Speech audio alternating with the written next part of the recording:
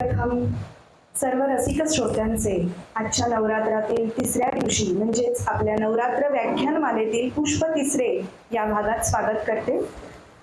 आज नवरात्र उत्सवातील पुष्प तिसरे समर्पित करण्यासाठी जमलो आणि आजच्या दिवशी देवी चंद्रघंटा श्लोकेने सुरुवात आपण हिची करूया।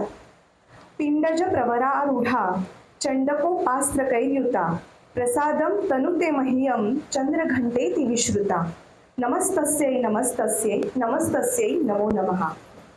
हिंदू परंपरेत जिला पंचकन्या म्हणजेच 5 कुमारिका म्हणून पूजलं जातं, जी स्त्री शुद्धतेच्या आदर्शांना मूर्त रूप देते। असं मानलं जातं की जिच्या नावात शुद्ध करणारे गुण आहेत आणि जे पाठ केल्यानंतर ती सर्व पापे दूर करण्यास ते सक्षम ठरतात। परिपक्वता, दूरदृष्टी आणि कर्तव्यदक्ष स्त्रीत्वाचे प्रतीक म्हणून जिचं कौतुक केलं जातं ती म्हणजे राजमाता कुंती। तिच्या विषयावर आज आपल्याशी बोलणार आहेत श्री संजय जोशी। यांच्या विषयी यांची ओळख मी थोडक्यात करून देते। यांचे पूर्ण नाव आहे श्री संजय मोरेश्वर जोशी। ते व्यवसायाने पौरोहित्य करतात। त्यांचे शिक्षण 12वी कॉमर्स पर्यंत पूर्ण झाले। तसेच त्यांचे पौरोहित्याचे शिक्षण त्यांनी मुंबई येथील श्री जोशी गुरुजी यांच्याकडे पूर्ण केले। तसेच पागेवर श्री भार्गव काका काळे आणि श्री यशवंत दातार गुरुजी यांच्याकडे घेतले। रुद्र पठण हे त्यांनी श्री घनश्याम भागवत यांच्याकडे पूर्ण केले। गेली 21 वर्ष माधव सभागृह चिपळूण येथे हॉलवरील होणाऱ्या धार्मिक कार्यक्रमाची जबाबदारी ते सांभाळत आहेत। सुकाई मंदिरात गेली 2 वर्ष 10 दिवसांचे संस्कार वर्ग ते चालवत होते। जवळजवळ 7 ते 8 वर्ष श्री देवकृष्णेश्वर संस्था यामध्ये सहकार्यवाह म्हणून ते काम पाहत आहेत आणि यंदा ब्राह्मण सहाय्यक संघ चिपळूण मध्ये सदस्य म्हणून ते काम जबाबदारी पार पाडतात। तर आपण पुष्प तिसरे मध्ये बघणार आहोत राजमाता कुंती।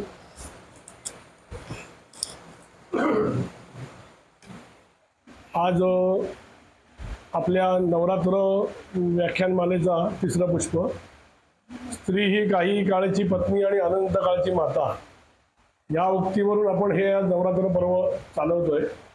आज या ठिकाणी राजमाता कुंती या विषयावर मी आपल्यासोबत 4 शब्द बोलणार आहे। चालू काळामध्ये अशा प्रकारचे ग्रंथ बऱ्याच ठिकाणी लोकांच्या वाचनामध्ये येतात, तरी पण आज मी 4 शब्द आपल्यासमोर मांडतो। राजमाता कुंतीचा परिचय द्यायचा म्हणजे जन्मापासून राजकन्या, त्याच्यानंतर विवाहानंतर महाराणी सम्राज्ञी आणि त्याच्यानंतर राजमाता अशा 3 ठिकाणी तिचा उल्लेख आहे। तरी पण या सगळ्या ठिकाणी दुर्दैवाने म्हणा किंवा अन्य कुठल्याही गोष्टीने म्हणा तिला या सगळ्या गोष्टीचा वैभव मिळालं नाही आणि तिला ह्या गोष्टी उपभोगता आल्या नाही। त्यामुळे कुंतीचा हा जो सगळा प्रवास आहे हा पूर्णपणे महत्वाकांक्षी, चाणाक्ष किंवा चतुर आणि प्रसंगाने निर्णय घेणारे असून सुद्धा तिचा सगळा जीवनपट हा सगळा संघर्षमय झालेला आहे। यदुवंशातील राजा शूरसेन याची कन्या पृथा आणि ही पृथा कन्या झाल्यानंतर का आपला कुंतीभोज नावाचा जो चुलत भाऊ त्यांचा होता त्या भावाला त्यांनी वचन दिलं होतं की मला जे पहिलं आपत्ती, कारण त्याला अपत्य नव्हतं, मला जे पहिलं अपत्य होईल ते अपत्य मी तुला देईन।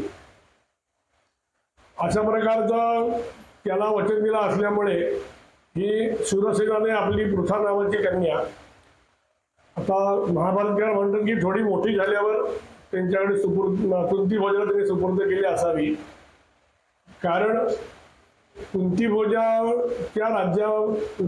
राजाला जेव्हा पृथा सुपूर्द केली गेली तेव्हा कुंतीभोज त्याचं नामकरण कुंती असं केलं। पण कुंती फारशी त्या ठिकाणी खुश नव्हती म्हणा किंवा त्या ठिकाणी तिचं जे वास्तव्य होतं ते वास्तव्य तिचं काही तिला आवडत नव्हतं। लहानपणी जर तिला दिली असती तर तिला वाटलं नसतं, पण आपल्या पित्याचं घर आणि आपल्याला सोपवलेल्या ठिकाणचं परकं घर असं तिला थोडंसं ते कायम ते दुःख तिच्या मनामध्ये होतं। तरी पण कुंती त्या ठिकाणी पूर्वीचा वास सहवास त्या ठिकाणी चांगला चालू झाला. त्याच्यानंतर पहिल्यांदी पूर्वीच्या काळामध्ये राजा आश्रयाला किंवा आपली अनुष्ठानं काही करण्यासाठी म्हणा किंवा अन्य कुठल्या गोष्टीसाठी म्हणा काही राजाश्रयासाठी ऋषी मुनी यायचे आणि ते ऋषी मुनी जे अनुष्ठानं करणार किंवा त्या ठिकाणी काही आश्रम चालवणार अशा प्रकारचे उपक्रम ते करायचे. तसेच त्या कुंतीभोज राजाचे इथे दुर्वास ऋषी आले. पावसाळ्याचे दिवस होते आणि दुर्वास ऋषी त्या ठिकाणी आल्यावर दुर्वासानी राजाजवळ तिथे एक यज्ञ करायचा मानस मांडला. राजाने सांगितलं ठीक आपण त्या ठिकाणी यज्ञ करायचा. मग त्या सगळ्याची व्यवस्था कोण करणार, त्याचं पौरोहित्य ते करणार असले तरी त्याची साहित्याची तयारी किंवा अन्य कुठली त्यांचा निवास त्यांचा रहवास या सगळ्या गोष्टीसाठी पुन्हा नियुक्त करायचं तर आपला माणूस पाहिजे. म्हणून मग त्यांनी कुंतीवर ती जबाबदारी दिली की आपली मुलगी हुशार आहे, चाणाक्ष आहे, तर ती त्यांची सेवा सुश्रूषा म्हणा किंवा अन्य त्यांच्या गोष्टी सगळ्या चांगल्या प्रकारे पार पाडील या इच्छेने त्यांनी कुंतीला जबाबदारी दिली. कुंतीने पण ह्या सगळ्या यज्ञ कार्यामध्ये त्यांची चांगल्या प्रकारे सेवा केली. ती सेवा झाल्यावर त्या ठिकाणी दुर्वास ऋषी हे रागीट आहेत असं आपल्या पुराणात म्हटलं आहे. पण दुर्वास ऋषी कुंतीवर प्रसन्न झाले. त्याने तिला जवळ बोलावून तिची पाठ थोपाटली, तिला शाबासकी दिली आणि ज्यावेळी दुर्वास ऋषींचा सगळा सोहळा त्या ठिकाणी संपला त्यावेळी प्रसन्न होऊन त्याने तिला एक वर द्यायचं ठरवलं. तर तिला सांगितलं, बाळा तुझ्या सेवेने प्रसन्न आहे तर मी तुला एक वर देणार आहे. आता हा वर जो होता तो वर त्यांनी तिला जो दिला, यम यम देव त्वमेतेन मंत्रेण आवाहिष्यसी आणि तस्य तस्य प्रभावेण तव पुत्र भविष्यति. त्याचा अर्थ असा की ज्या ज्या देवाला तुझी काही इच्छा तुझ्या मनामध्ये असेल त्या त्या देवाला जेव्हा तू आवाहन करशील तो देव तुला पुत्रप्राप्ती करून देईल. आता तिचं जे वय होतं त्या वयामध्ये तिला त्यांनी वर दिला, पण तो कार्याच्या प्रसन्नतेसाठी म्हणून दिला. तिचे वय बघून दिला असावा असं वाटत नाही. किंवा कुंतीलाही हा जो आपल्याला वर मिळाला आहे या वराचा पुढे आपल्याला काय परिणाम भोगायला लागणार आहे किंवा या वरापासून आपल्याला काय मिळणार आहे या गोष्टीचा कुंतीला काहीच अंदाज नव्हता. पुढे असे दिवस गेले आणि मग बालसुलभ वृत्तीप्रमाणे आपल्याला हा वर मिळाला आहे, पण याचा आपल्याला फायदा काय, आपलं रोजचं जीवन तर आपलं चालू आहे, पण काय करावं म्हणून तिने दासीला विचारलं. दासी म्हणली त्याने तुला काय सांगितलंय, ज्या देवाचं तू आवाहन करशील तो देव तुला प्रसन्न होईल. तुझ्या मनात आला आपण कुठल्या देवाचं आवाहन करावं, तर समोर तिला सूर्य दिसला. आता सूर्य दिसल्यावर तिने प्रथमदर्शी सूर्याचं आवाहन केलं. सूर्याचं आवाहन केल्यावर सूर्यदेव तिला प्रसन्न झाले. सूर्यदेव प्रसन्न झाल्यावर तात्काळ सूर्यदेव त्या ठिकाणी अवतीर्ण झाले आणि तिला म्हणाले, हे सुंदरी तू माझं का म्हणून आवाहन केलं आहेस, काय तुझं असं मी प्रिय करू किंवा तुला काय देऊ. तर त्यावेळेला कुंतीला काही खरं समजलं नाही की आपण काय मागावं देवाजवळ, कशासाठी हा वर आहे. तर ती घाबरली आणि तिने सूर्याची माफी मागितली की म्हणाली, सूर्यदेव मी बालसुलभ उत्सुकेप्रमाणे मला एका ब्राह्मणाने हा वर प्रदान केला होता, तर त्या वराची तो वर आजमावून बघण्यासाठी मी आज हे तुमचं आवाहन केलं आणि तुम्ही या ठिकाणी प्रगट झाले, पण मला क्षमा करा, मी अशा प्रकारचा अपराध माझ्या हातनं घडला आहे. तर अशा प्रकारे तिने माफी मागितली सूर्याची, अपराध हे केला. सूर्यदेव म्हणाले, ज्या ब्राह्मणाने म्हणजे दुर्वास ऋषींनी तुला हा मंत्र प्रदान केलेला आहे आणि दुर्वास ऋषींसारखा जो ऋषी आहे त्याने दिलेला मंत्राने तू माझं आवाहन केलं, त्या आवाहनाला मी या ठिकाणी हजर झालो. मी जर तुला काही दिलं नाही तर ते मला बरं नाही आणि हे माझं आवाहन करून तू माझ्याकडनं काही घेतलं नाहीस तर तो अपराध तुझा होणार. त्यामुळे तुला माझ्याशी संगम करून तुला वृत्तप्राप्ती होईल, त्याची तू काळजीच करू नकोस, पण तुला माझ्याशी संगम करावा लागेल. ही गोष्ट ऐकल्यावर कुंती आणखीन घाबरली की ह्या वयात अशा गोष्टींची सवय नसते. तर मग सूर्यदेवाने तिला बरेच गोष्टी सांगितल्या, पण ती काही तयार झाली नाही. शेवटी सूर्यदेवाने तिला सांगितलं की तुला जरी आता माझ्यापासून पुत्र झाला आपल्या संगमातलं, तरी तुझं कन्यात्व हे अबाधित राहील. तुला स्त्रीत्व किंवा तुझं हे होणार एवढं कन्यात्व तुझं बाधित राहणार नाही आणि तुला पुत्र पण मिळेल, पुत्र होईल. अशा प्रकारे त्या दोघांच्या संवादानंतर कुंती तयार झाली त्या गोष्टीसाठी. आणि मग सूर्यदेवाच्या संगमापासून कुंतीला गर्भ राहिला आणि कालांतराने मग तिला एक सुवर्ण कवच कुंडलधारी असा पुत्र झाला. त्या पुत्राचं नाव कर्ण असं होतं. आणि तो कर्ण झाल्यावर सुद्धा कुंतीच्या मन स्थिर नव्हतं. कुंती भांबावलेली होती, कारण आपलं विवाह झालेला नाही आणि आपल्याला मुलगा झालाय, तर सार्वजनिक ठिकाणी आपली काय अवहेलना होईल, किंवा आपण कुमारी माता आहोत तर आपले लोक नावं ठेवतील, किंवा राजाला समजलं तर राजाही आपलं अपमान केलं, किंवा राज्यातले लोक आपला अपमान करतील, तर काय करावं. तर दासीला तिने विचारलं. दासी पण म्हणाली हे योग्य नाही आणि हा पुत्राचा त्याग तुला करावा लागेल. पण तिच्या मनातनं ते होईना, त्याग होईना किंवा शेवटी कुंतीने मनामध्ये असा विचार केला की आपण सर्व ही अवहेलना सहन करण्यापेक्षा आपण पुत्राचा त्याग करावा. म्हणून तिने एका पेटीमध्ये त्या लहानग्या कर्णाला ठेवलं आणि पाण्यात सोडून दिलं. पण हे सर तिच्या वार्धक्यापर्यंत तिच्या मनामध्ये राहिलं, कारण कर्ण हा माझा पांडवांबरोबर माझा पुत्र आहे हे ती कुठेही सांगू शकली नाही, कोणाला कधीही सांगू शकली नाही. प्रसंगानुरूप तिने प्रत्येकाला ह्या गोष्टी सांगितल्या, पण ती हे स्वीकार करू शकली नाही. पुढे हा प्रसंग झाल्यानंतर ह्या सगळ्या गोष्टी कोणाला जनसामान्यांसमोर आल्या नाहीत. त्यामुळे मग राजाने कुंतीचं स्वयंवर करायचं ठरवलं. मुळातच तिचं नाव पृथा होतं आणि त्यामुळे ती दिसायला सुंदर होती.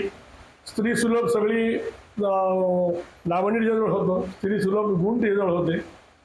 त्यामुळे मग बऱ्याच राजांनी तिला स्वयंवरामध्ये मागणी घातली. त्याच्यामध्ये गौरवेश्वर म्हणजे हस्तिनापूरचे महाराज पंडू राजा हे पण होते. जशी कुंती लावण्य होती तसं इतिहासकार असं म्हणतात की पंडू राजा पण देखणा होता, पराक्रमी होता, शूर होता. नक्षत्राचं तेज आणि इंद्राचं तेज झाकावं आणि आपल्या पंडूला बघावा अशा प्रकारचं तेज त्याचं होतं, त्याचा पराक्रम होता. आणि त्यामुळे मग कुंतीने त्याला वरलं आणि सगळ्या राजांसमक्ष त्याच्या गळ्यामध्ये माळ घातली आणि त्या दोघांचं स्वयंवर झालं. मग विवाह त्या पद्धतीप्रमाणे राजाने त्यांचा विवाह लावून दिला. त्याच्यानंतर भरपूर ब्राह्मणांना दानं बिनं दिली, इतर त्याला अंगण भरपूर दिलं. आणि त्याच्यानंतर मग पंडू राजा कुंतीला घेऊन हस्तिनापुरामध्ये गेले आणि त्या ठिकाणी महाराणी कुंती आणि पांडू राजा हे राज्य करू लागले.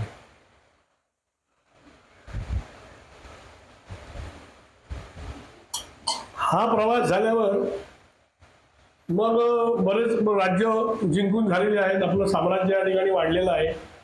त्या साम्राज्यामध्ये रीतिरिवाजाप्रमाणे मद्र देशाचा राजा की कन्या माद्री त्याच्याशी पण पांडू राजाचा विवाह झाला.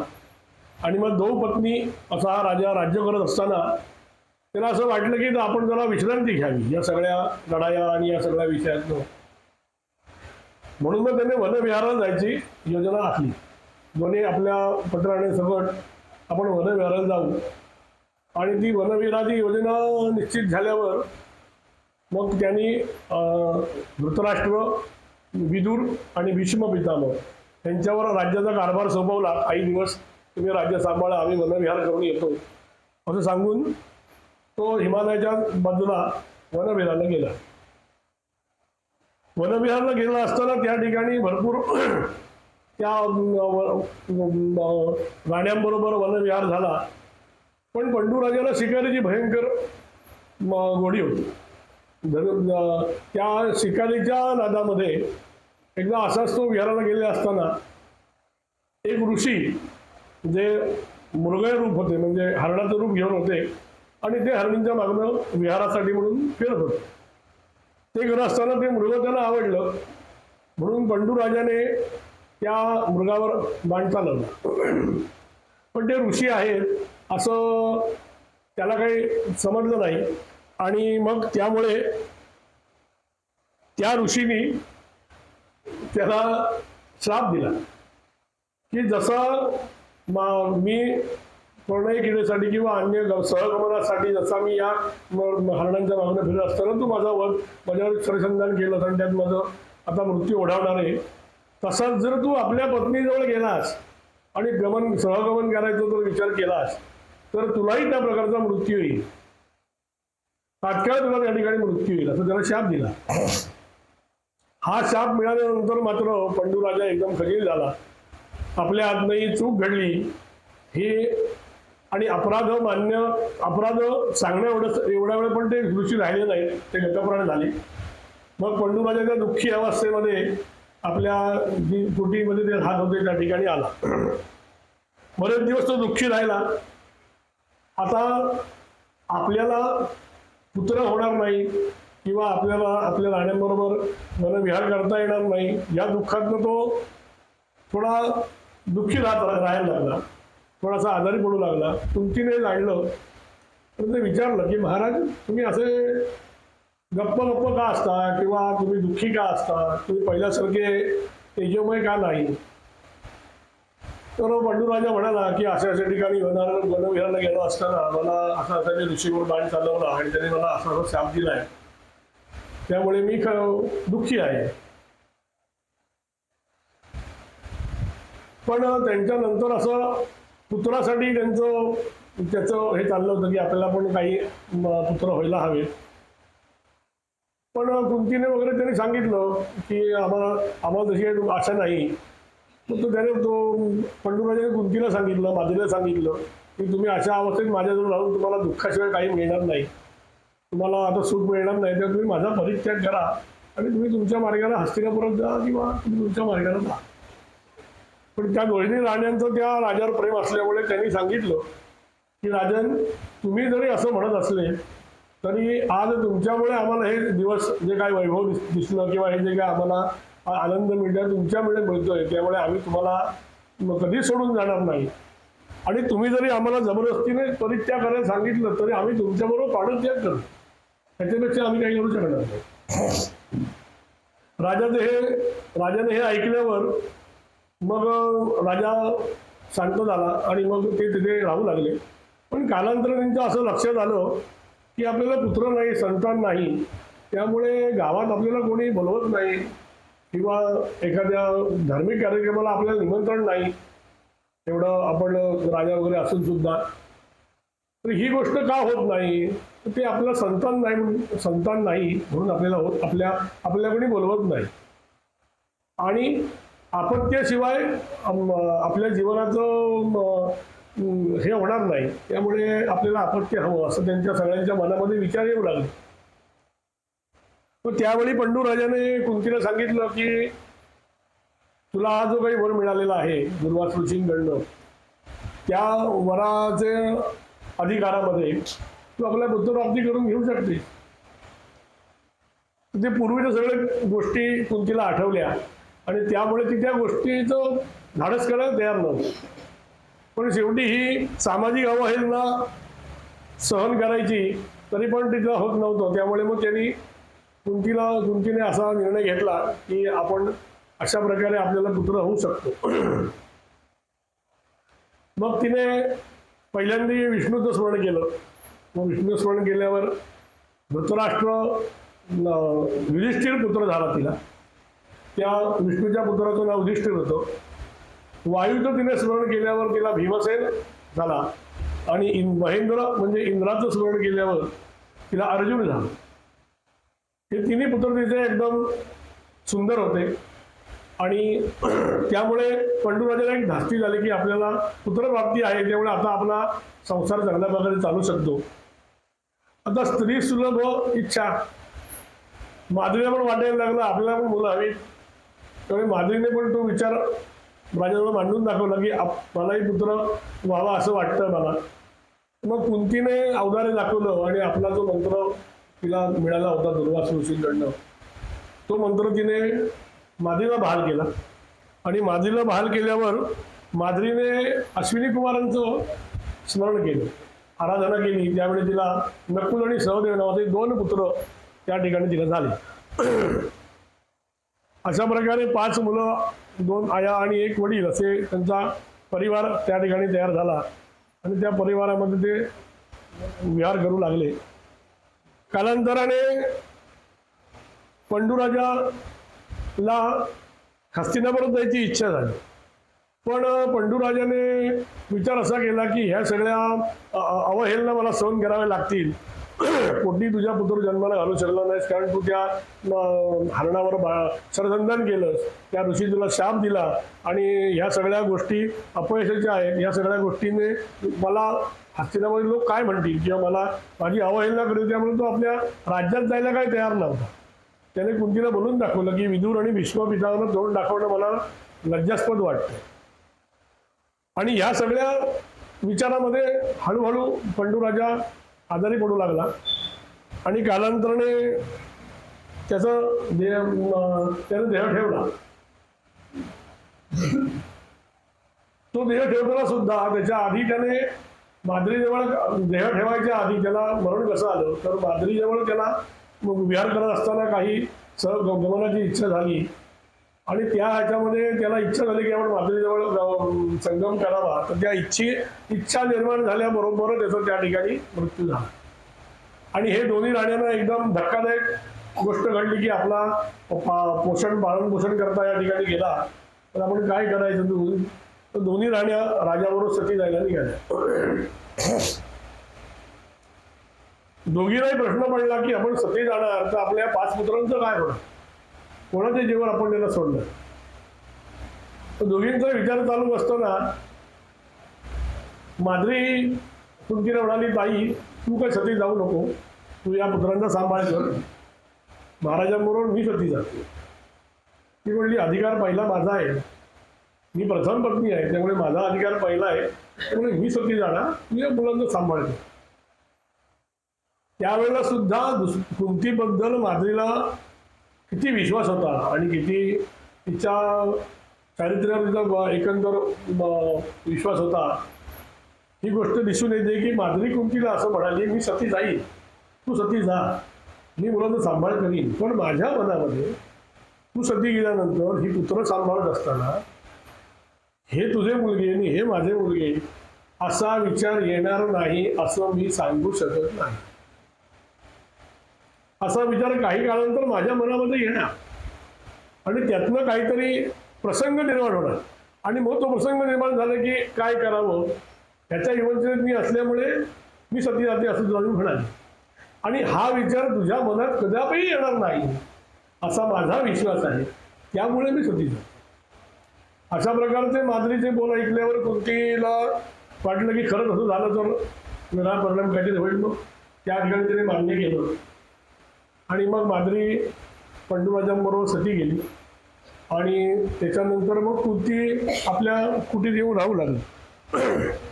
पुढे विचार असा मनात आला की हे 5 पुत्र आणि मी असे जर हस्तिनापुरात गेलो तर आपलं स्वागत होईल का, किंवा कोणत्या प्रकारे आपल्याला तिथे सामावून घेतील. पण ही व्यथा ती एका ब्राह्मणाला कळली. त्या ब्राह्मणाने त्या कुंतीला आणि 5 पुत्रांना आपल्याबरोबर घेऊन विदुराच्या घरी नेऊन सोडले. विदुराच्या घरी गेल्यावर विदुराने स्वागत केलं. त्यालाही आनंद झाला की 5 पुत्रासाठी आज कुंती या ठिकाणी आली. पण त्या ठिकाणी सुद्धा पांडव जसे त्या ठिकाणी विदुराच्या आश्रयाला गेले, त्याच राज्यामध्ये धृतराष्ट्र गांधारीचे 100 पुत्रही त्याच वयाचे असल्यामुळे ते तिथे वाढत होते. अचानकपणे हे 5 जण आपल्या राज्यामध्ये कोण आले आणि आपलं सगळी घडी बसलेली असताना हे राजकुमार आहे असं विदुर म्हणतात.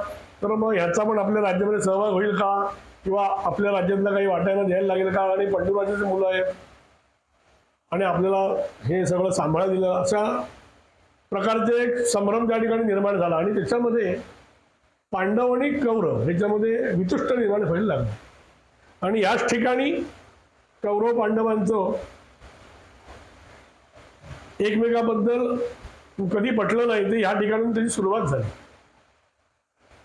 काही काळ पांडव तिथे राहिले, विदुर तिथे होता त्यांच्या मदतीला किंवा त्यांच्या आश्रयाला, त्यांच्या पालनपोषणाला. कौरवही त्या ठिकाणी राहत होते. एकदा काय झालं, कौरव आणि पांडव असे सगळे बालसुलभ वृत्तीप्रमाणे सगळे खेळत होते, खेळायचे एक ठिकाणी. पण तरी सुद्धा कौरव यांच्या काहीतरी खोड्या काढायचे, हे कसे नामोहरम होतील अशा काहीतरी गोष्टी ते करायचे.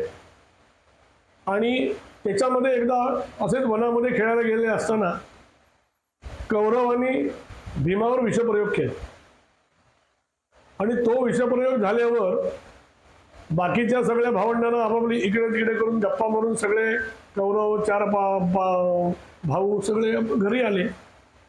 कुंतीने बघितलं आपल्या 5 मुलातलं एक मुलगा दिसत नाहीये, भीमसेन गेला कुठे. मग तिने तिकडे शोध घेतल्यावर तिला असं कळलं की भीमसेनावर थोड्या वेळाने भीमसेनाचा शक्तिमान होता, ज्याने ताकद भरपूर होती, त्यामुळे ह्यानी केलेला विषप्रयोग त्याने पैठवून लावला. पण तो थोड्या वेळाने घरी आल्यावर तिने विचारलं, तिने सांगितलं की असं असं हा गोष्ट घडली. ती म्हणाली की आपल्याला ह्या गोष्टीची आता कुठेतरी तक्रार करायला पाहिजे, म्हणून ती विदुराकडे गेली. विदुराकडे गेल्यावर तिने या सगळ्या गोष्टीची व्यथा विदुराकडे मांडली. पण विदुर म्हणाला, मी ह्या राज्याचा राज्यकर्ता नाही, धृतराष्ट्र आणि गांधारी हे राज्यकर्ते आहे. तर त्यांना मी ही कथा, त्यांनाही जर मी तक्रार सांगितली तर कौरव पुत्र जे आहेत, दुर्योधन दुःशासन आदी कौरव आहेत, ते तुमच्यावर आणखीन दुःख ठेवतील, ते त्यांच्या मनामध्ये कटुता निर्माण होईल. आणि ते एवढे दृष्ट आहेत किंवा एवढे पाताळ यंत्री आहेत की वारंवार तुझ्या पुत्राला त्रास देऊन त्यांना संपवायचं कसं किंवा त्यांना मारायचं कसं हेही ते कुठील डाव असं आखू शकतात. आणि त्याच्यामध्ये आपले प्रयत्न असफळ ठरले तर मग आपल्याला त्रास होऊ शकतो. म्हणून तो आत्ता या तक्रारीवर काय तिथे देऊन जातो, तो आपल्या मुलांना स्वतः संरक्षण कसं करायचं ह्या गोष्टी शिकव, म्हणजे त्यातून ते पुढे आपला मार्ग जेव्हा पुढे वेळ येईल तेव्हा आपण या गोष्टी सगळ्या करू. कुंतीच्या मनामध्ये ही गोष्ट खात होती की आपली मुलं स्वसंरक्षणासाठी ही स्वसंरक्षण करू शकत नाहीत किंवा काही कारणाने. मग तिने भीष्म पितामहांची भेट घेतली आणि भीष्म पितामहाला जाऊन सांगितलं की आपल्या सगळ्या कौरवांची मुलं, माझी 5 मुलं, यांना शस्त्रविद्या, धनुर्विद्या किंवा राजकारण विद्या या सगळ्यांची सगळं शिकवण्यासाठी आपल्याला गुरु त्यांना कोणीतरी दिला पाहिजे. यासाठी संमती म्हणून मी तुमच्याकडे आले, त्यांना कोणीतरी गुरु तुम्ही द्या, त्यांचं पुढे त्यांचं व्यवहार पुढे चालू होईल. तर त्यावेळी भीष्म पितामहांनी कौरव आणि पांडव या दोघांचे गुरु म्हणून गुरु द्रोणाचार्यांना त्या ठिकाणी त्यांनी आव्हान बोलावलं आणि त्या गुरु द्रोणाचार्यांच्या गुरु द्रोणाचार्यांच्या आश्रमामध्ये या सगळ्या मुलांना शिक्षणासाठी पाठवलं. त्या ठिकाणी शिक्षण चालू असताना सुद्धा कौरव आणि पांडव हे 2 भाग दिसत होते. द्रोणाचार्यांना पण ती गोष्ट लक्षात आली होती, पण मुलं शिकतायत, आत्ता लहान आहेत, मोठी झाली की ती चांगली वागतील अशा दृष्टीने त्या सगळ्या पुत्रांचं त्याला चांगली शिक्षणं दिली. अर्जुनाला धनुर्विद्येचे शिक्षण दिलं, भीमाला गदेचे शिक्षण दिलं, युधिष्ठिरला धर्माचं शिक्षण दिलं, न्याय करण्याचं शिक्षण दिलं. अशा प्रकारे शिक्षण घेत असताना दुर्योधन पण गदा युद्धामध्ये त्याला निपुण झाला. आणि हे सगळं करत असताना कौरवांचं असं लक्षात आलं की हे पांडव आपल्याला थोडीच तोड आहे. 5 भाऊ जरी असले तरी आपल्या ह्या सगळ्या भावांना ते घाबरत नाही किंवा ते कुठेही तसे आपल्याला शरण येत नाहीत. तर ह्यांना कुठेतरी आपल्याला नामोहरण केलं पाहिजे, नाहीतर हे आपल्याला पुढे जाऊन आपल्याला त्रास देणार. असे कुठल्या गोष्टी मनात येतच होत्या. आता यांचं पानिपत्य कशा प्रकारे करावं असा विचार चालू असताना द्रोणाचार्यांनी त्या ठिकाणी सगळ्या विद्यार्थ्यांचे काही काळ तेव्हा निघून गेला होता, बऱ्याच गोष्टी त्यांनी आत्मसात केलेल्या होत्या. त्यामुळे द्रोणाचार्यांनी त्या ठिकाणी शस्त्र परीक्षा घ्यायची सगळ्या विद्यार्थी ठरवलं. म्हणजे जो ज्या विद्येत निपुण आहे त्यांनी त्याचे आपली त्या ठिकाणी कला दाखवायची, शस्त्र परीक्षा द्यायची.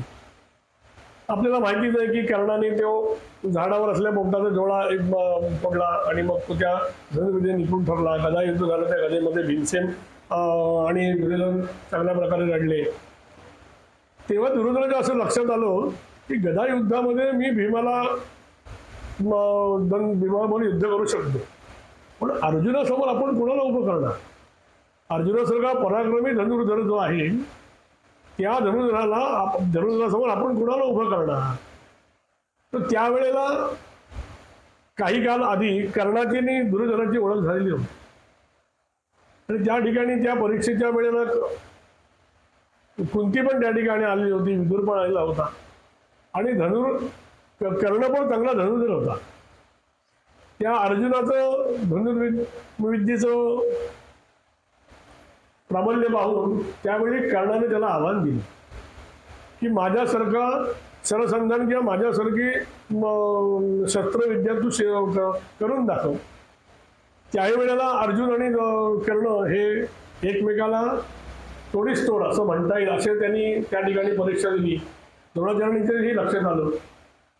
त्यावेळेला कुंतीच्या असं लक्षात आलं की हा जो धनुर्धर या ठिकाणी आला आहे, कवचकुंडलधारी, हा आपला पुत्र असावा आणि तिने ते आपल्या पुत्राला त्या ठिकाणी ओळखलं.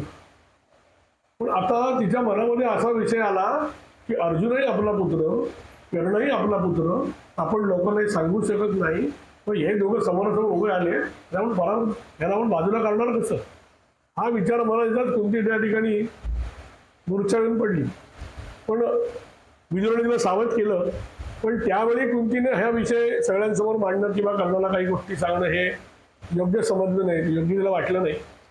आणि त्यावेळीही तिने पुत्रवियोगाचं दुःख आपल्या मनामध्ये दाबून टाकलं. त्याच्यानंतर कौरवांच्या मनामध्ये हा विचार होता की या पांडवांचं आपल्याला पानिपत्य करायचं आहे, तर ह्याला आपल्याला संपवलं पाहिजे किंवा ह्याला आपल्या इथनं घालवून लावला पाहिजे. तर यांच्यावर काहीतरी आपण जर उपाय केला पाहिजे. शकुनी मामा होतेच, त्यांनी कौरवांनी शकुनी मामांच्या विचारानुसार किंवा त्यांच्या काही खलबलं झाली, त्यांनी एक लाक्षागृह निर्माण केले कौरवांनी. आणि ते लाक्षागृह निर्माण केल्यावर त्याच्यामध्ये पांडवांना आणि कुंतीला या सगळ्यांना भोजनाचं आमंत्रण केलं. आणि त्यावेळेला सुद्धा त्या भोजनामध्ये थोडं गुंगीचं औषध घालायला कौरव विसरले नाही. आणि त्यावेळेला भोजनाचं आमंत्रण दिलं, त्या ठिकाणी त्यांचं भोजन झालं. ते भोजन चालू असताना कौरवांनी दोन्ही बाजून ते लाक्षागृह पेटवून दिलं. आणि आता काही फक्त तिथून बाहेर पडायची युक्ती कौरवाला माहिती होती, पांडवाला माहिती नव्हती. त्यामुळे आता हे सगळे कुंती सगळे पांडव याच्यामध्ये जळून खाक होणार आणि आपला पुढचा सगळा प्रश्न सुटणार अशा आनंदात कौरव त्या ठिकाणी निघून गेले. पण विदुराच्या लक्षात आलं होतं की या ठिकाणी काहीतरी कपट कारस्थान होणार, म्हणून विदुराने गुप्त पद्धतीने आपले काही सैनिक त्या ठिकाणी लाक्षागृहाला पाठवले होते. आणि आता या पांडवांना आपल्याला त्यापासून वाचवायचंय, तर त्या सैनिकांना ही ती जागा ठिकाण माहिती होतं की त्यातून बाहेर कसं पडायचं की वाचायचं कसं. तर कुंती सगळं त्या पांडवांना त्या लाक्षागृहातनं त्या सैनिकांनी बाहेर काढलं. बाहेर काढल्यावर मग ते त्यांना वाट समजे ना कुठे जायचं आता आपण. कौरव तर आनंदामध्ये घरी गेले की आता सगळे पांडव मेले, कुंती गेली, आता आपल्याला काही त्रास नाही. मग पांडव एका नदी किनारी गेले. त्या ठिकाणी एका होडीतनं त्या पांडव नदीच्या पलीकडे गेले. त्या नदीच्या पलीकडे एक घनघोर अरण्य होतं. त्या अरण्यात ते काही दिवस राहिले. आता अरण्य म्हटल्यावर राक्षस, विश्वप्राव, स्वापदो याचा त्यांना सामना कायम करायला लागला.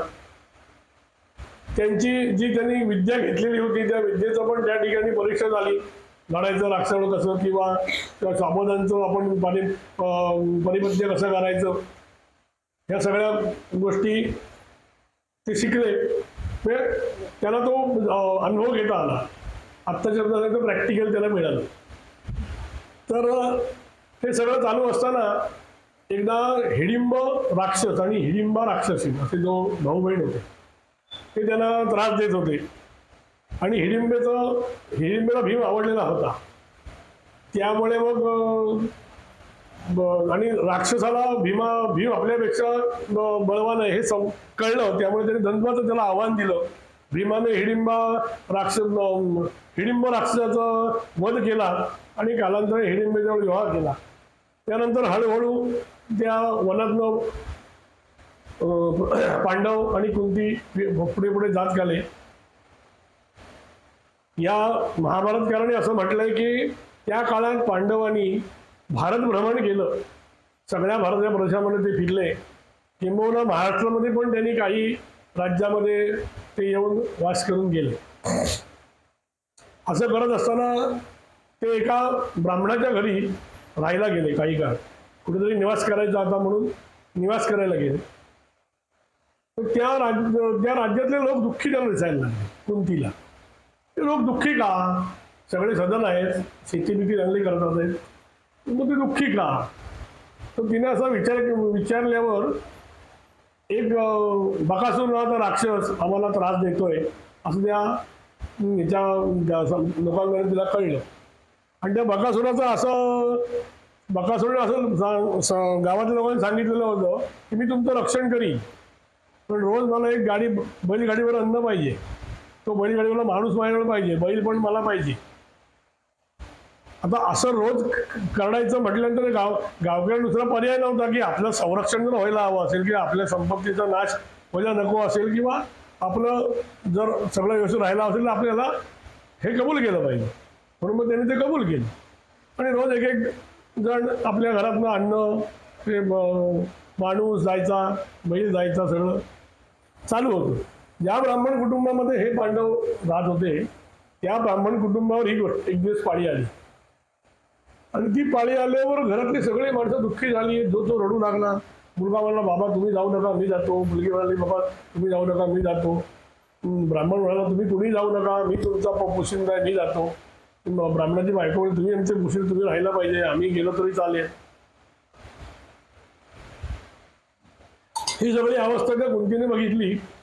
तिने विचारलं काय काय दुःख आहे तुम्हाला की कशामुळे तुम्ही एवढा विलाप सगळे करताय.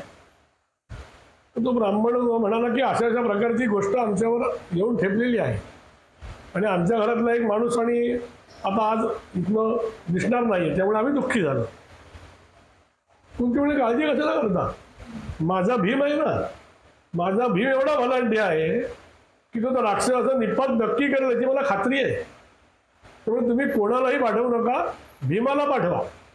तुमचं गाडाभर अन्न आणि भीम ती गाडी घेऊन भीम जाईल. पहिल्यांदा त्याला खरं पाठवलं आणि तुम्ही माझ्यावर विश्वास ठेवा 100% तुमचं या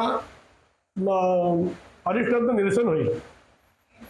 त्यावेळेला भीम ती गाडी घेऊन बकासुरासमोर गेला आणि भीमा जर का बलाढ्य योद्धा आणि बकासूर यांचं युद्ध झालं आणि त्या युद्धामध्ये ठरल्याप्रमाणे बकासुराचा निपात झाला आणि भीम सही सावरत पळत आला. पण ह्या वेळेला युधिष्ठिर त्या ठिकाणी होता. युधिष्ठिराने विचारलं की भीम आहे कुठे. कुंतीने सांगितलं त्याला बकासुराच्या पानिपतसाठी पाठवलंय. युधिष्ठिर एकदम रागावला. म्हणाला माते ज्या पुत्रामुळे आज आपल्याला सगळ्यांचं पानिपत्य करू शकतो, ज्या पुत्रामुळे आज आपण संरक्षित आहोत त्याच माणसाला तू बकासुराच्या बळीतेला कसा पाठवणार. आपल्याच मुलाच्या गळ्यावरनं सुरी फिरवायचा कार्यक्रम तू कसा काय करू शकते, एवढी तू दृष्टी कशी. असं जर बरीच वाक्य तू तिला बोलला. कुंती शांत होती. कुंती म्हणाली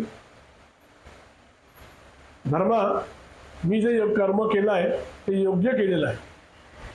आपण फक्त लोकांचे उपकार घेत इकडे तिकडे फिरायचं आणि लोकांवर आपण काही उपकार करायचे नाही ही गोष्ट बरोबर नाही.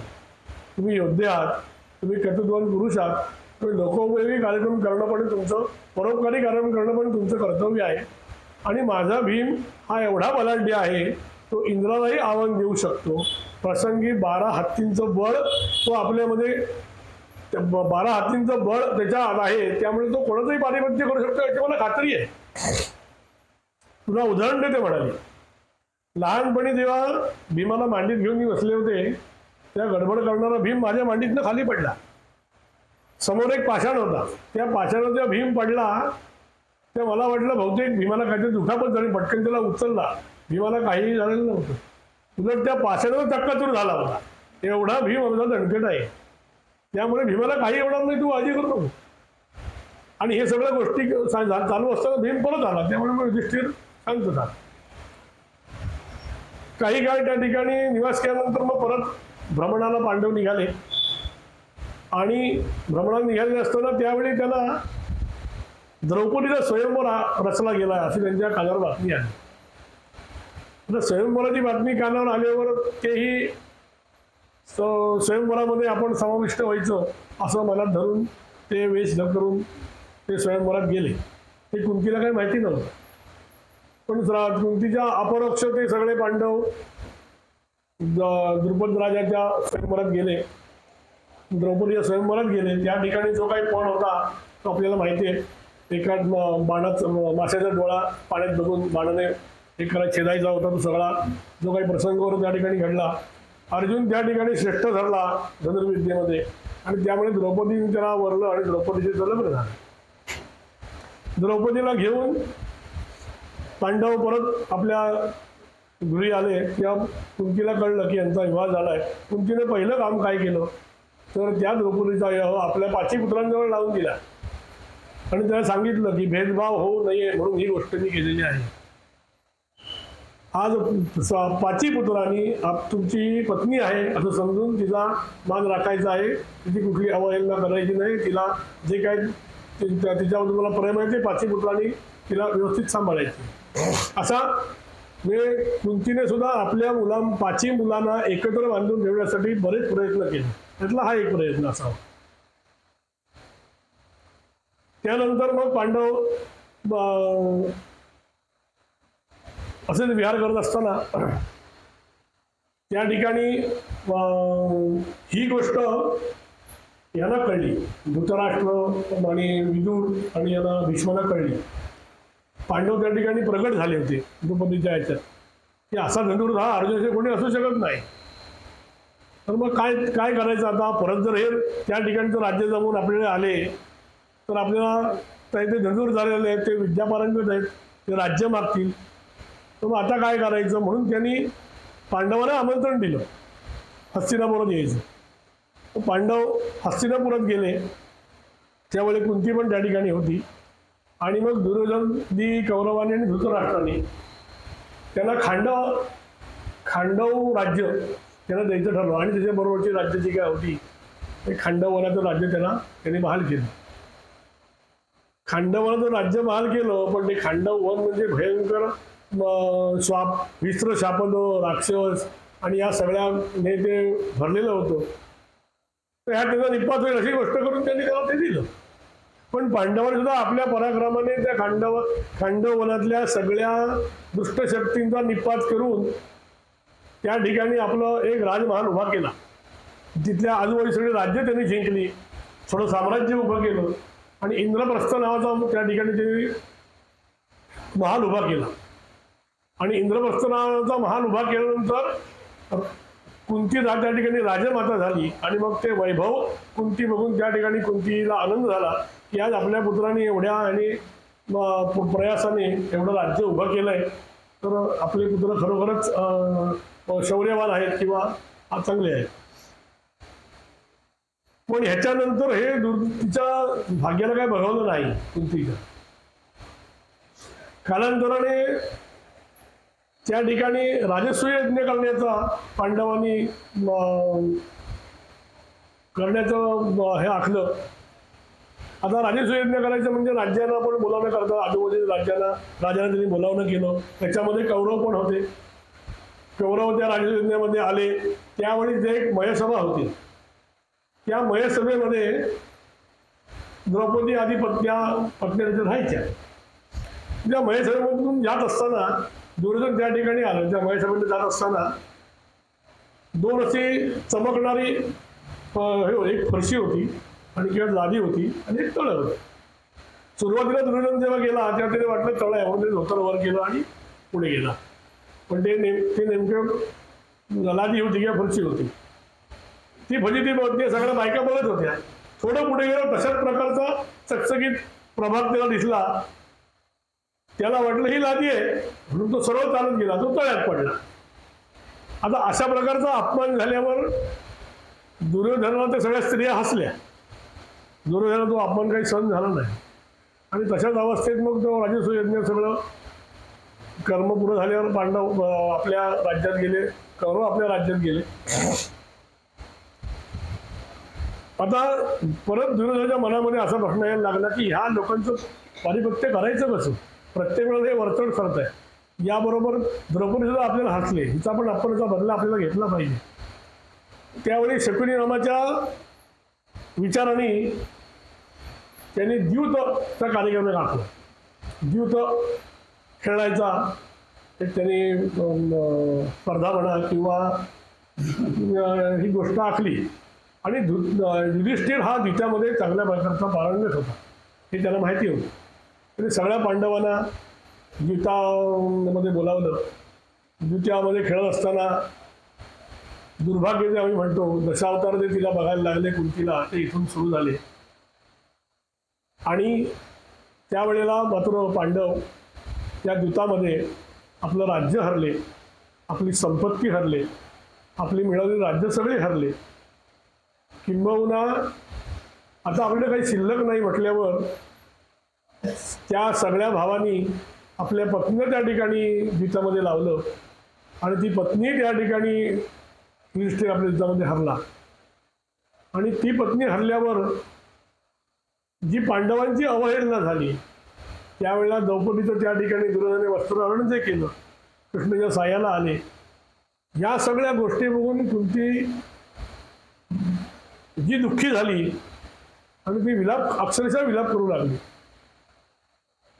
पुढे असं त्याच्यामध्ये त्या महाभारताने नोंद आहे की कृष्णाला तिने हा सगळा प्रसंग जेव्हा ऐकवला तेव्हा ती मला कृष्णाला म्हणाली की अरे कृष्णा, एवढे माझे 5 बलाढ्य पुत्र जे ठरवलं तर इंद्रासारख्या राज्याला सुद्धा हरवू शकतात, मोठी मोठी राज्य पारिपत्य करू शकतात, आज ते मक्खासारखे त्या ठिकाणी बसले आणि आपली पत्नी त्यांनी त्यांना द्यूतामध्ये हरले आणि यासारखं दुःख माझ्या जे काय वाट्याला आलं. आणि त्या द्रौपदी म्हणून जिची मी आज त्यांना तिचा विवाह सगळ्या 5 मुलांचे होते, 5ही तिथं नवर तिला काही करू शकले नाहीत आणि तिची अवहेलना बघत होते, ह्यासारखं मला अजिबात दुःख मला सहनच झालं नाही.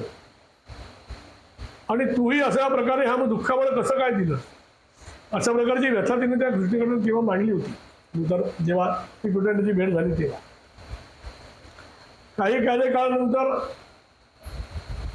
पांडवांचा शेवटचा डाव त्या दुर्योधन आणि मंडळींनी आखला.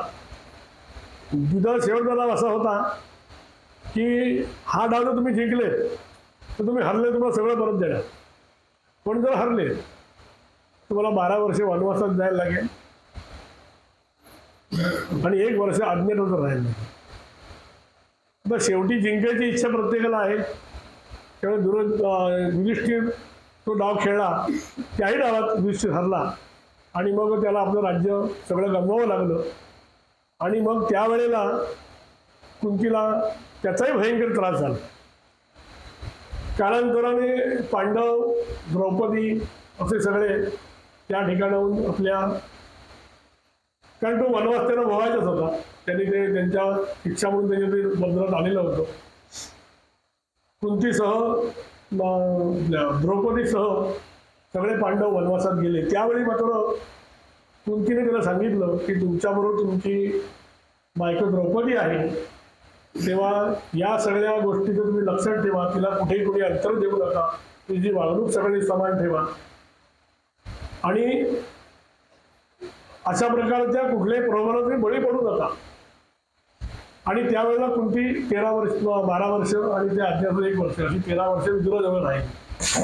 पण ती भयंकर दुःखी झाली, कारण एवढं कमवलेलं राजवैभव एका द्वितीयाच्या आमंत्रणामुळे सगळं आपल्याला पाणी सोडावं लागलं आणि परत आपण होतो त्या ठिकाणी वनवासाच्या ठिकाणी येऊन थांबलो.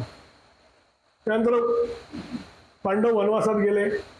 वनवासात गेल्यावर त्यांनी मग हळूहळू तिथे काही व्रतवैकल्य केली, काही आपल्या अनंताची पूजा वगैरे या सगळ्यावर त्याचा उल्लेख आहे. तर त्या व्रतवैकल्य केल्यावर पांडव हळूहळू जात असताना विराट राजाच्या 12 वर्ष ती व्रतवैकल्य किंवा धर्म प्रायण करताना किंवा या सगळ्या गोष्टी संपली. विराट राजाच्या राज्यात ते गेले आणि त्यावेळी त्यांचा 1 वर्षाचा अज्ञातवास चालू झाला. त्या अज्ञातवासामध्ये आपल्याला प्रगट व्हायचं नाही त्याला माहिती होतं. त्यामुळे मग अर्जुनाने नर्तिकेचा वेश घेऊन, भीमाने वल्लवाचार्याचा वेश घेऊन सगळं करून ते त्या राजाच्या राज्यात राहिले, कारण त्यांना कुठेतरी आसरा हवा होता. त्या ठिकाणी राहिले आणि ते राहिल्यानंतर विराट राजाच्या वर्ष जेव्हा पुरं झालं, 13 वर्ष, त्यावेळी पांडव त्या ठिकाणी प्रकट झाले. पण त्यावेळेला कृष्णाची त्यांची भेट झाली. कृष्णाने त्यांना काही उपदेश केले आणि या सगळ्या गोष्टी त्याला कळल्यावर पांडवाला पण कौरवाने या गोष्टी कळल्या. कौरवाने त्याला 5 राज्य देतो असं सांगितलं. त्यांना काय ते कुंतीला काय ते मान्य झालं नाही. मग कृष्ण शिष्टाई करण्यासाठी त्या ठिकाणी गेले. कृष्ण शिष्टाई करण्यासाठी गेल्यावर दुर्योधन आणि या लोकांना किंवा या गोष्टी त्यांना का देऊन हे मान्य असेल तर बघा, ते मान्य असेल बघा, असं करून त्यांनी कृष्णा शिष्टाई परतवून लावली. आणि कृष्ण त्या ठिकाणी शिष्टाई करू शकत नाही किंवा युद्ध थांबवण्यासाठी संधी जी काही गोष्ट असते, संधीची विषय करण्यासाठी कृष्ण त्या ठिकाणी गेले होते. तर त्या ठिकाणी कृष्ण शिष्टाई अपयशी झाली आणि मग मात्र युद्धाशिवाय या गोष्टीचा निकाल लागू शकत नाही असं कुंतीला कळलं.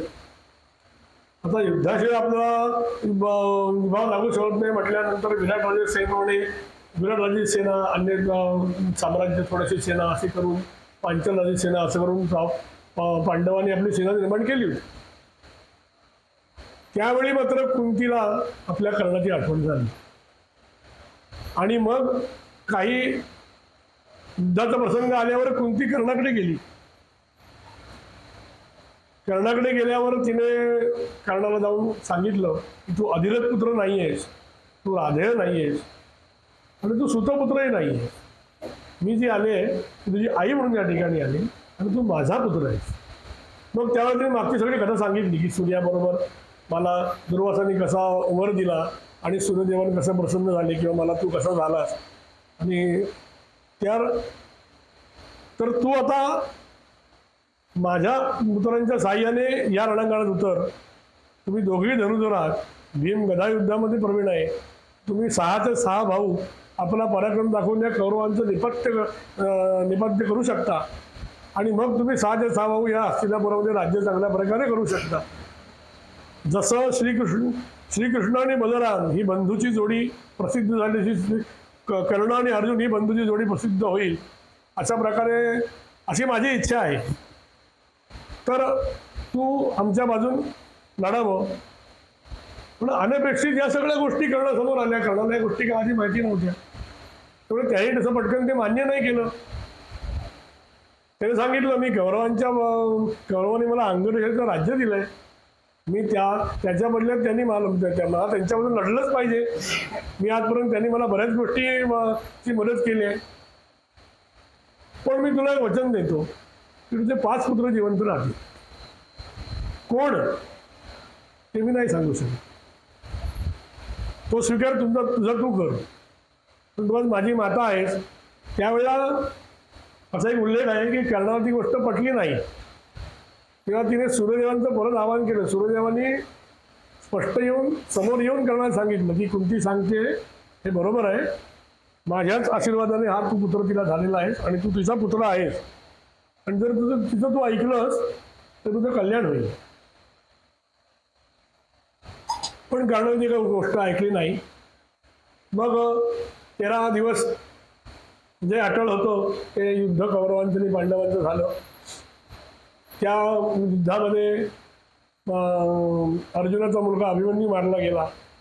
कर्ण आणि अर्जुनामध्ये पण लढाई झाली, त्यामध्ये कर्ण पण पारिपत्य झालं आणि सगळ्या कौरवांचं पारिपत्य झालं.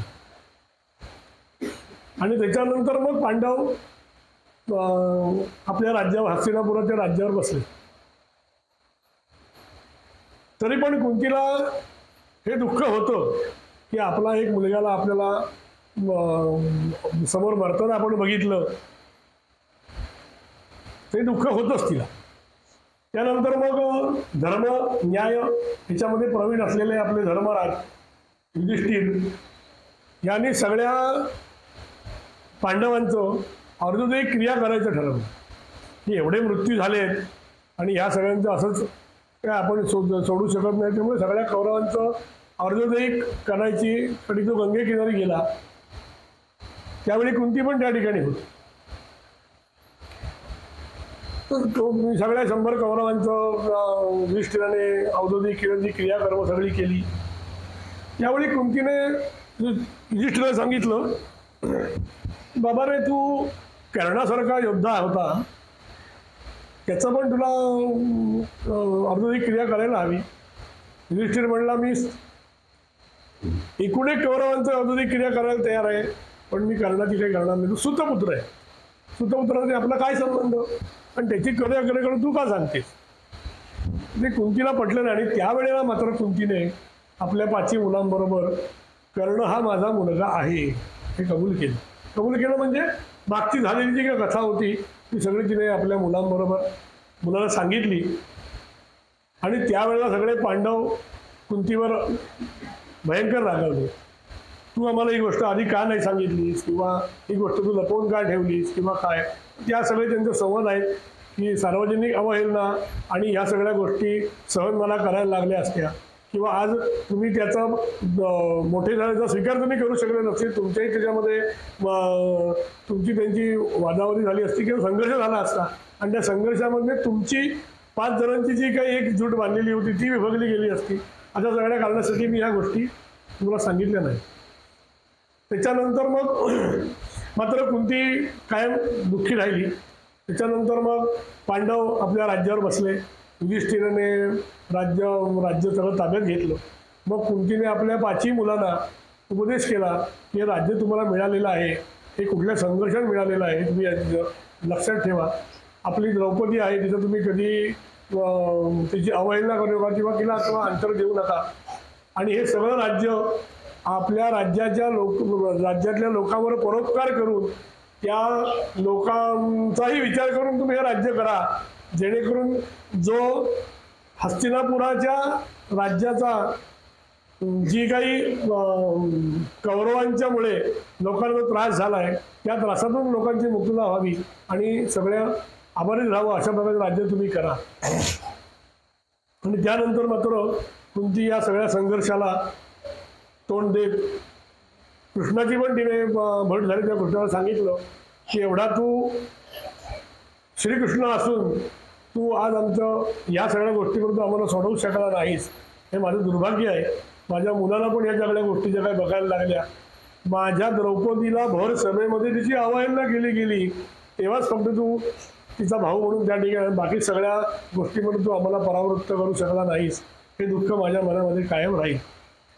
आणि एवढं जरी असलं तरी धृतराष्ट्र आणि गांधारी आणि विदुर यांच्याबद्दल कुंतीला प्रेम होतं. कारण त्यांनी सुद्धा ह्या गोष्टी कौरवांना धृतराष्ट्रांनी गांधारीने कौरवांना युद्धापासून पराभूत करण्याचा बराच प्रयत्न केला. पण ते दुर्योधन आणि दुःशासन इतर कौरव एवढे माजलेले होते की आम्ही काही करून येणार त्यांचं निपत्य करणारच. आणि त्या सगळ्या गोष्टी घडत गेल्यामुळे हे सगळं महाभारत घडलं. आणि त्यानंतर मग धृतराष्ट्र, गांधारी, विदुर आणि कुंती असे वनवासात गेले. त्या वनवासामध्ये सगळे राहिले. कालांतराने सगळ्यांनी आपलं जीवन अग्नीला समर्पित केलं आणि त्या अग्नीमध्ये सगळ्यांचं जीवन समर्पित झालं. आणि या ठिकाणी कुंतीचा जो काही संघर्ष होता, जीवनाचा संघर्ष, म्हणजे कर्ण झाल्यावर कन्याचं सिद्ध राहणं किंवा त्याच्यानंतर राजाला दौर्बल्य आल्यामुळे आपल्याला पुत्र मिळवायला लागणं किंवा ते पुत्र पुत्रांना चांगल्या प्रकारे शिक्षण देऊन सुद्धा त्या शिक्षणाचा त्यांचा कुठलाही उपयोग त्या शिक्षणाचं परोपकारी वृत्तीनं तिने शिकवून सुद्धा त्यांनी राजगुरू मिळवून सुद्धा एका छोट्याशा दूताच्या आमंत्रणामध्ये सगळे आपले पुत्र सगळं राजवैभव हरून बसले. आणि हे दुःख त्याच्यानंतर आपला पुत्राला आपल्याला विनवणी करायला लागली की तू आपल्या भावांचा सांभाळ कर. आणि त्या मुलाला आपण कधीही आपला म्हणू शकलो नाही किंवा लोकांसमोर हा माझा मुलगा पराक्रमी आहे तर तू तुझा सांभाळ कर असा सांगू शकले नाही. ह्या सगळ्या गोष्टीची खंत कुंतीला आयुष्यभर राहिली. आणि शेवटी युधिष्ठिरा आणि पांडवांना जेव्हा तिने गादीवर बसवलं तेव्हा मात्र ती थोडी शांत झाली. आणि मग चांगल्या मनाने गांधारी आणि धृतराष्ट्राची सेवा करत करत तिने आपली जीवनयात्रा संपवली. या सगळ्या व्याख्यानामध्ये काही चूक झाली असली की तुम्ही सगळे श्रोते जाणकार आहात. जी काही चूक झाली असेल ती माझी. जे काही चांगलं असेल ते भगवंतासाठी अर्पण करतो.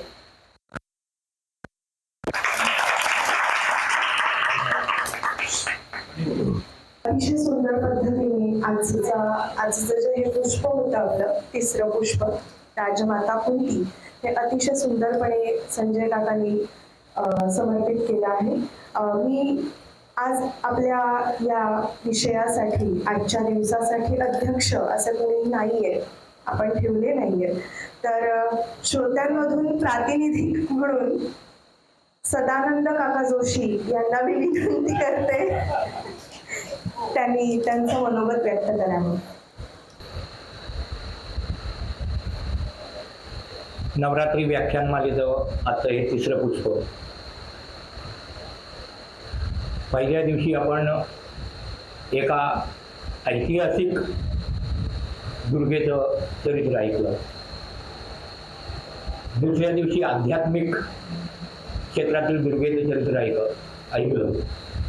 आणि आज एका पौराणिक दुर्गेचं चरित्र ऐकलं. या सगळ्या स्त्रियांची चरित्र ऐकत असताना एक गोष्ट आपल्याला लक्षात घ्यायला पाहिजे की या सगळ्या स्त्रियांनी आपापली आध्यात्मिक बैठक ही पक्की केलेली होती. ज्या अशा काही अलौकिक स्त्रिया होऊन गेल्या त्या प्रत्येकीला आध्यात्मिक बैठक होती. तेव्हा या आध्यात्मिक बैठकीचा जर आपण विचार केला तर आपल्या प्रत्येकाजवळ अशा प्रकारची आध्यात्मिक बैठक जर असेल तर आपण देखील कुठेही कमी पडणार नाही. या नवरात्राच्या निमित्ताने अनेक ठिकाणी सप्तशती या गोष्टीचं अनुष्ठान केली जातात. सप्तशतीचे पाठ वाचले जातात. या सप्तशतीमध्ये काय काय गोष्टी सांगितलेल्या आहेत याचा जर आपण अभ्यास करायला लागलो तर आपल्या लक्षात असं येतं की आपल्या या मानव देहामध्ये प्रत्येक अवयवामध्ये नवे प्रत्येक अणुरेणूमध्ये शरीराच्या या देवीचा वास आहे. कोणत्या ना कोणत्या तरी रूपामध्ये ही देवी एकेका नावाने राहते आणि त्या ठिकाणचं ती रक्षण करत असते. साधं आपण या देवीचं कवच जरी वाचलं तरी ते पुन्हा वाचत राहिलं तर आपल्याच लक्षात येईल. कोणी शिकवण्याची गरज नाही. हृदये ललिता देवी उदरे शूलधारिणी नाभोज कामिनी रक्षेत गुह्यम गुह्येश्वरी कथा. या श्लोकावरून लक्षात येतं आपल्या हृदयामध्ये ललिता नावाची देवी राहते. ती ललिता या नावाने त्या ठिकाणी वास करून त्याचं रक्षण करते. उदरे शूलधारिणी ही उदरामध्ये म्हणजे पोटामध्ये शूलधारिणी नावाने ती राहते आणि त्याचं रक्षण करते. अशा प्रकारे प्रत्येक अवयवामध्ये ही देवी एक नावाने राहते आणि त्या ठिकाणचं ती रक्षण करते. त्याचबरोबर ती प्रत्येक ठिकाणी काही ना काहीतरी आपल्याला सहाय्यभूतही ठरते. ही सहाय्यभूत ठरण्याची गोष्ट अनेक ठिकाणी आहे. त्यातील एक श्लोक म्हणजे लोकेशी विरूपाक्षी मांसचोमित भक्षणे आणि तिष्ठदेवी शिखामध्ये चामुंडेय पराजिते. अशी ही चामुंडा नावाची देवी आपल्या शिखेमध्ये राहते. आणि ती काय करते तर ही शिखेमध्ये राहणारी चामुंडा नावाची देवी आहे. ती देवी अपराजिता आहे. तिला पराजय माहिती नाही. त्यामुळे बांधलेल्या शिखेमध्ये ही देवी राहते. आणि म्हणून कोणत्याही चांगल्या कर्माच्या वेळेला नवे कोणत्याही कर्माच्या वेळेला आपण जर शिखा बांधलेली असेल तर ती देवी त्या कर्मामध्ये आपल्याला यश देण्यासाठी सहाय्यभूत ठरते आणि आपला जय होतो. आणि म्हणून एक छोटीशी सूचना याचबरोबर संधी मिळाली म्हणून करतो की पुरुष वर्गांसाठी शिखाबंधन तर आहेतच, पण स्त्री वर्गासाठी देखील केस बांधणं याला फार महत्त्व आहे. आणि बांधलेल्या केसामध्ये एक छोटंसं फूल घातलं तर तिच्या देवीची पूजा होते आणि ती देवीच्या पूजेने ती देवी संतुष्ट होते आणि आपण करत असलेल्या कर्मामध्ये आपल्याला यश प्राप्त करून देते. या गोष्टीचा सर्वांनी विचार करावा आणि त्याचा अंगीकार देखील करावा. धन्यवाद. मला 2 मिनिटं बोलण्याची संधी दिली त्याबद्दल आभार.